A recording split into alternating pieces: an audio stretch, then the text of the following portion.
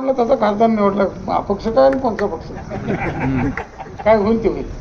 पण अपक्ष आमदार निवडून दिल्यामुळे तुमचा फायदा झाला का नाही झाला?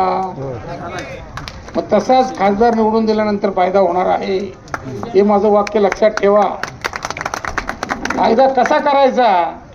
विशाल पाटलाला जरी वेळ मिळाला नाही तरी मी आहे ना तिथे, काय काळजी करू नका. तो फायदा बरोबर तुमच्या पदरात आणून टाकण्याचं काम हे आम्ही सगळेजण करू आणि त्या माध्यमातून एक नवीन अर्थव्यवस्था शेतकऱ्यांची या ठिकाणी उभं करण्याचं काम आपल्याला करता येईल. तर एवढं काम तुम्ही करा की बटन तेवढं व्यवस्थित दाबा. बंधूंनो, इतिहास उगीच घडत नसतो, कुणीतरी पुढं व्हायला लागते.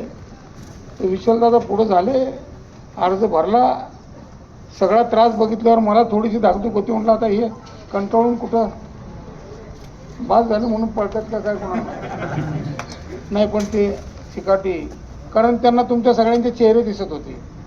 आता कुठं पळतात ते चेहरे पुढे येत होते. बंधन मानणारा माणूस आहे, सामाजिक बांधिलकी जोपासणारा माणूस आहे आणि म्हणून हे सगळं आतापर्यंत करत आले. आपणही त्यांना साथ देणं गरजेचं आहे, त्यांच्या पाठीशी उभं राहणं गरजेचं आहे. आणि म्हणून तुम्हाला सांगायला मी इथपर्यंत आलो की मला विश्वास पटला आहे, तुम्ही विश्वास ठेवा की या पुढच्या काळात काहीतरी होईल. जर मतदानात चूक झाली तर पुन्हा काका पाटील आपल्या डोक्यावर बसल्याशिवाय राहणार नाहीत आणि त्यातून मग काय होणार त्याची फक्त कल्पनाच करा.